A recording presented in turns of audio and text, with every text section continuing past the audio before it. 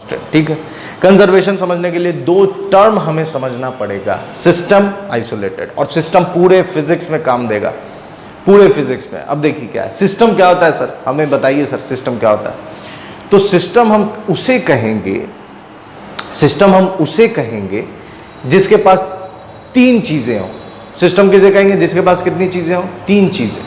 कौन कौन है तीन चीजें? देखिए पूरे फिजिक्स में है ना, पूरे फिजिक्स में चार तरह के कंजर्वेशन आपको पढ़ने हैं, चार तरह के कंजर्वेशन। ठीक है, चार तरह के कंजर्वेशन पढ़ने हैं। Conservation of linear momentum, conservation of angular momentum 11th में पढ़ा होगा आपने, कंजर्वेशन ऑफ एनर्जी और कंजर्वेशन ऑफ चार्ज। ये चार लॉज हैं, ये चार कंजर्वेशंस हैं फिजिक्स में जो आपको पढ़ने हैं। कौन कौन? Conservation of linear momentum, conservation of angular momentum, conservation of energy, conservation of charge. तो चार कंजर्वेशन पढ़ने हैं, तो चारों में तो कंजर्वेशन है, तो क्यों ना हम कंजर्वेशन समझ लें और सबके आगे जोड़ देंगे तो सारी का मीनिंग हमें पता चल जाएगा। बेहतरीन आइडिया। आइए देखिए, तो कंजर्वेशन ऑफ चार्ज को हम डिस्कस नहीं करेंगे, सबसे पहले हम अभी डिस्कस करते हैं कंजर्वेशन, सिर्फ इसको। कंजर्वेशन क्या है? क्या है सर कंजर्वेशन? तो कंजर्वेशन मतलब होता है बचा हुआ। कंजर्वेशन मीन्स बचा हुआ, बचा हुआ। ठीक है, कंजर्वेशन मीन्स क्या है? बचा हुआ। या हम लोग ऐसा लिख सकते हैं कि conservation means remains constant. Conservation means क्या? Remains constant. रिमेन्स कांस्टेंट कहने का मतलब क्या है? उसमें कोई भी बदलाव ना हो, वो जस का तस रहे। कंजर्वेशन का मतलब यही होता है। सर कंजर्वेशन समझ में आ गया, अब आ गया समझ में, तो आगे देखिए। फॉर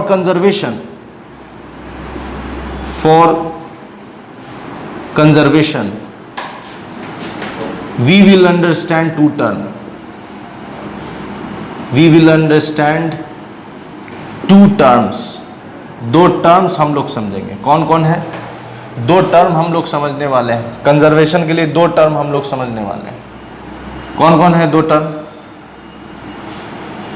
दो टर्म कौन कौन है देखिए। पहला सिस्टम, ठीक है, पहला सिस्टम है और दूसरा आइसोलेटेड। कंजर्वेशन समझना है तो ये दो टर्म हमें समझना जरूरी है। कैसे? और फिर कंजर्वेशन जब समझ गए तो वो चार लीनियर मोमेंटम, एंगुलर मोमेंटम और वो सारी चीजें आप समझ गए भाई।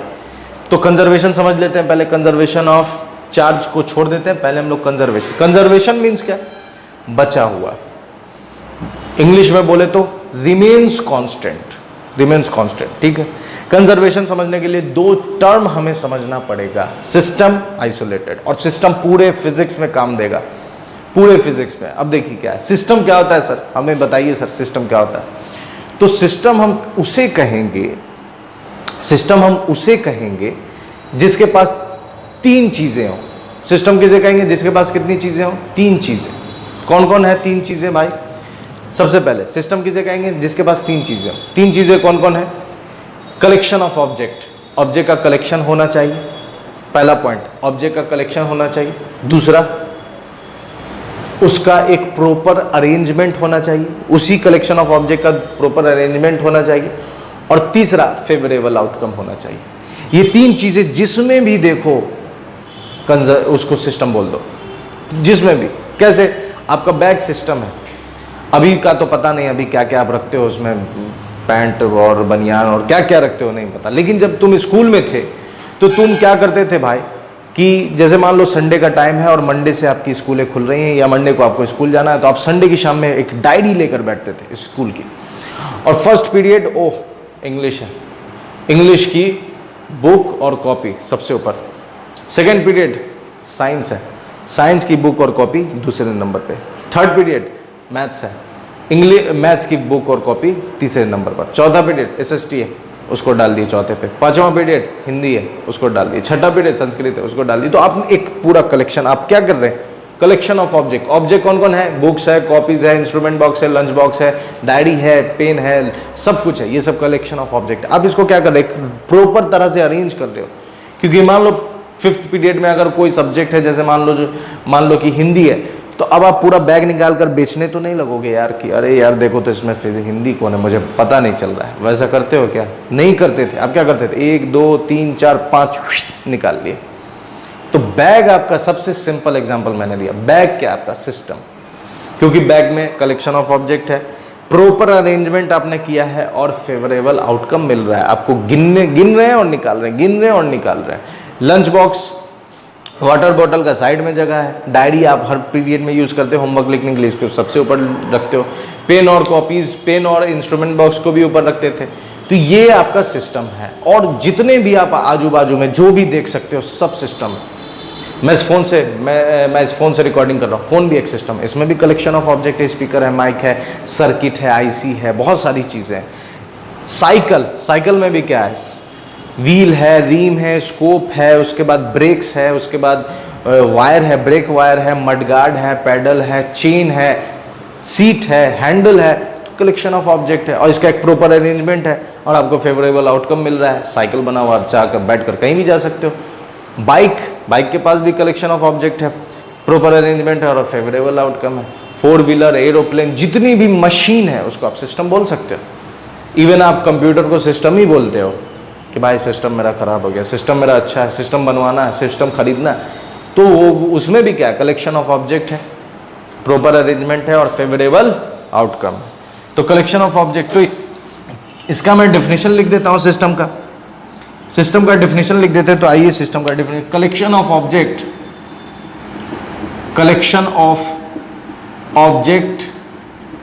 And its proper arrangement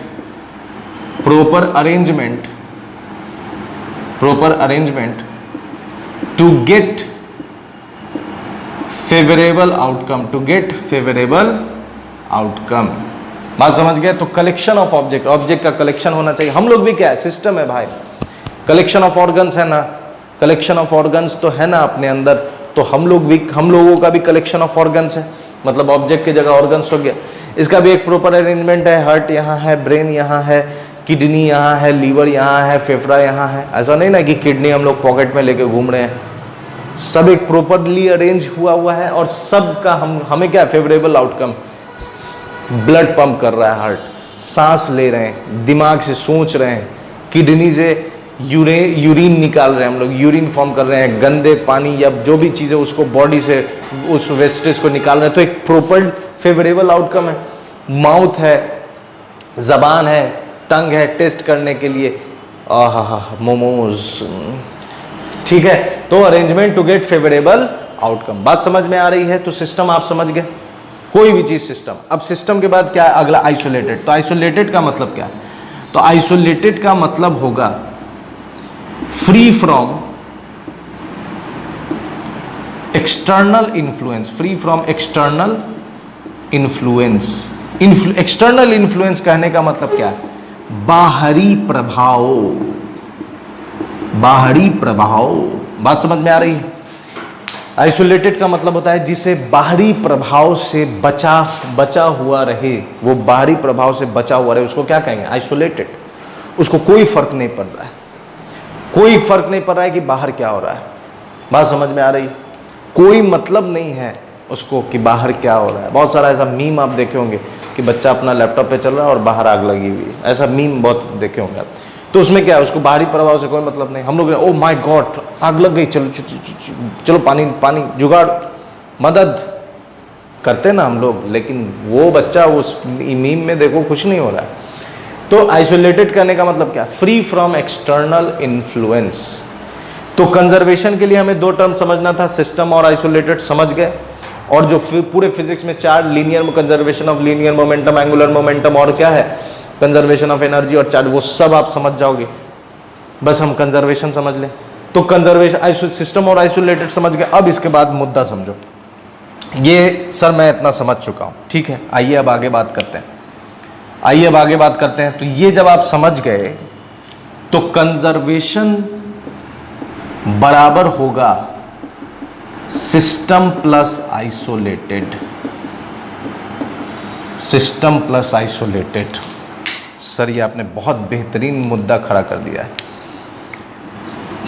system plus isolated. Conservation मतलब सिस्टम प्लस आइसोलेटेड। कंजर्वेशन का मतलब क्या मैंने कहा, बचा हुआ। सिस्टम, अगर सिस्टम क्या है, पूरी जानकारी आपके पास। सिस्टम क्या है, आइसोलेटेड। सिस्टम क्या है, कलेक्शन ऑफ ऑब्जेक्ट, उसका प्रॉपर अरेंजमेंट, फेवरेबल आउटकम। और वो क्या है, आइसोलेटेड, मतलब उसको बाहरी दुनिया से कोई लेना देना नहीं है, तो हम उसे क्या कहेंगे, आइसोलेटेड कहेंगे। अब समझो, अगर कोई सिस्टम आइसोलेटेड हो तो वो कंजर्व नहीं होगा।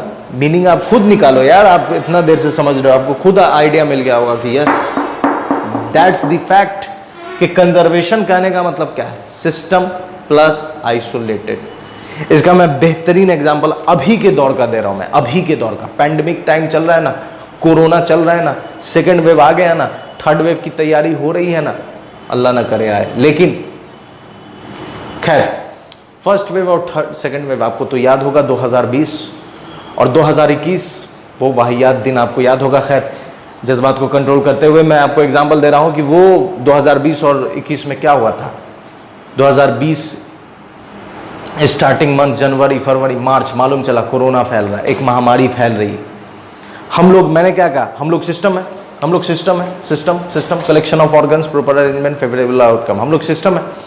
अब जैसे ही एक बढ़ने लगा, सरकार ने क्या कहा, लॉकडाउन्स, सब लोग अपने अपने घर में पैक हो जाओ, खबरदार जो रोड पर दिखे, पुलिस वहां खड़े हैं, लाठी चार्ज कर देंगे, इसलिए खबरदार घर में रहो।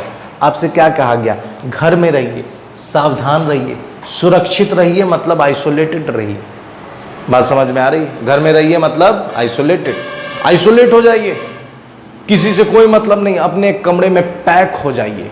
क्यों, क्योंकि आप आइसोलेटेड के पीछे जो रिजल्ट है, जो मतलब है, वो क्या है, फ्री फ्रॉम एक्सटर्नल इन्फ्लुएंस। अब लॉकडाउन हो गया, आप घर में हैं और आपने बाकायदा नियम को निभाया और घर में ही रहे, घर में ही रहे। वो अलग मसला है कि आपका मेंटली टॉर्चर होने लगे, मेंटली डिस्टर्ब होने लगे, बहुत सारी बीमारियां, कोरोना को छोड़कर बहुत सारी बीमारियां होने लगी, वो अलग मुद्दा है। लेकिन आपको जिस मुद्दे से बचाया गया वो मुद्दा तो था आइसोलेटेड, मतलब घर में पैक हो जाए, क्योंकि बाहर कोरोना है। अब आप पैक हो गए एकदम, अब 4 महीना लॉकडाउन था, घर में, घर से निकले नहीं, किसी से मिलना जुलना नहीं। आपके सिस्टम को, आपका जो सिस्टम है, इसको कोरोना नहीं था, आपने नियम को पालन किया, आपने सिस्टम को आइसोलेट कर लिया, सिस्टम को आइसोलेट कर लिया, 4 महीने तक आइसोलेट कर लिया, कोरोना खत्म, लॉकडाउन खत्म। फिर आप जब बाहर आए तो आपको वो कोरोना नहीं है। इसका मतलब आपका सिस्टम क्या था, कंजर्व है, बचा हुआ है। पहले भी कोरोना नहीं था, कोरोना के बाद, लॉकडाउन के बाद भी कोरोना नहीं है। इसका मतलब आपका सिस्टम क्या हो गया, कंजर्व हो गया। बात समझ में आ रही है। तो अगर कहीं पर भी कंजर्वेशन वर्ड यूज करें ना, समझ जाओ सिस्टम है और आइसोलेटेड। और अगर कहीं लिखता है एन आइसोलेटेड सिस्टम, इसका मतलब कंजर्वेशन की बात कर रहा है। बिना सिस्टम हो और आइसोलेटेड हो, बिना इसके कंजर्वेशन पॉसिबल ही नहीं। बात समझ में आ रही है। तो कंजर्वेशन मतलब आप समझ गए, कंजर्वेशन का मतलब क्या है, मीनिंग क्या है कंजर्वेशन। अब आते हैं चार्ज पर, कंजर्वेशन ऑफ चार्ज। ठीक है भाई, इतना बेहतरीन कंसेप्ट दे रहा हूं, सब्सक्राइब करो, शेयर करो यार। ठीक है, कंजर्वेशन। अब आते हैं कंजर्वेशन ऑफ चार्ज पर। कंजर्वेशन ऑफ चार्ज क्या है, जो हमारा मुद्दा था कंजर्वेशन ऑफ चार्ज। आइए कंजर्वेशन ऑफ चार्ज को समझते हैं।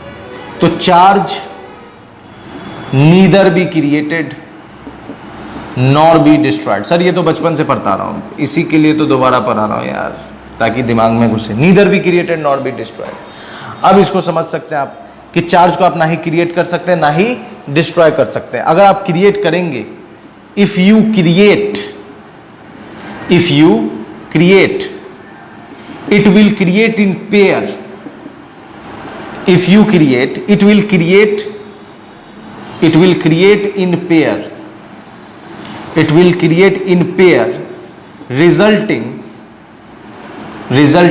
net charge 0। oh my god, ये क्या बात है। अगर आप चार्ज को ना ही क्रिएट कर सकते हैं, ना ही डिस्ट्रॉय कर सकते हैं।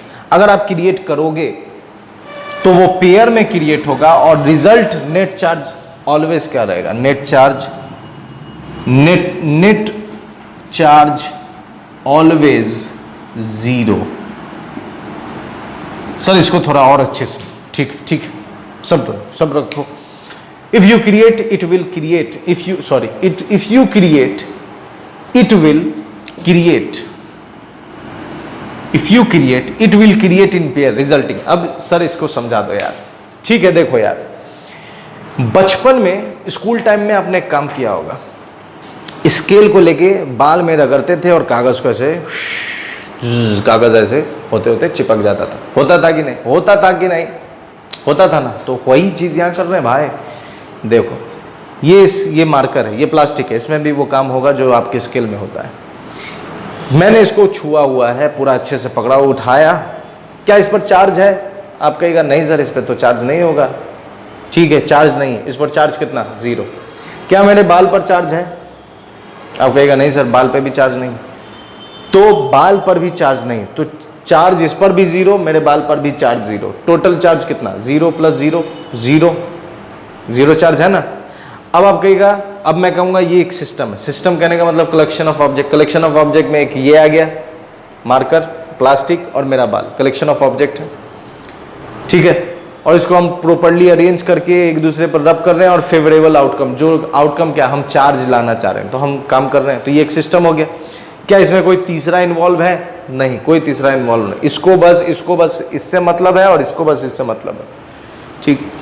अब इसको मैंने रब किया और एक इलेक्ट्रोस्कोप होता है, गोल्ड लीफ इलेक्ट्रोस्कोप, पढ़ेंगे हम लोग, उससे हम लोग चार्ज मेजर करते हैं। उसके नज़दीक इसको ले गए, देखा, मालूम चला इस पर कितना चार्ज है, -10। प्लास्टिक पर कितना चार्ज? -10। बाल पर कितना चार्ज? +10। टोटल चार्ज कितना? -10 + 10 0। बात समझ में आ रही? -10 + 10 कितना हो गया? 0 हो गया। -10 + 10 कितना हो गया? 0। पहले भी कितना चार्ज था? 0। अब भी कितना चार्ज है? 0। तो आपने क्या क्रिएट किया? -10, तो यहां ऑटोमेटिक उतना ही +10 क्रिएट हो गया। मतलब रिजल्टिंग नेट चार्ज ऑलवेज कितना? 0। टोटल चार्ज, क्या टोटल चार्ज में कोई हुआ 0 से +1? नहीं, टोटल चार्ज पहले भी 0 था, टोटल चार्ज अभी भी 0 है। इंडिविजुअली क्रिएट होगा, तो वही तो मैं कह रहा हूं, इंडिविजुअली क्रिएट होगा, लेकिन किस में? पेयर में, और इक्वल और अपोजिट, इस तरह से कि नेट चार्ज हमेशा कितना? 0। कहने का मतलब है कि जब आप एक इलेक्ट्रॉन को तोड़िएगा, एक न्यूट्रॉन को तोड़िएगा, तो एक इलेक्ट्रॉन बनेगा और एक प्रोटॉन बनेगा। मतलब इस पर टोटल चार्ज 0, इस पर -1, इस पर +1, और रिजल्टिंग अभी भी कितना? 0 ही रहेगा। बात समझ में आ रही है? तो यही है कंजर्वेशन ऑफ चार्ज। कंजर्वेशन समझ गए? कंजर्वेशन ऑफ चार्ज समझ गए?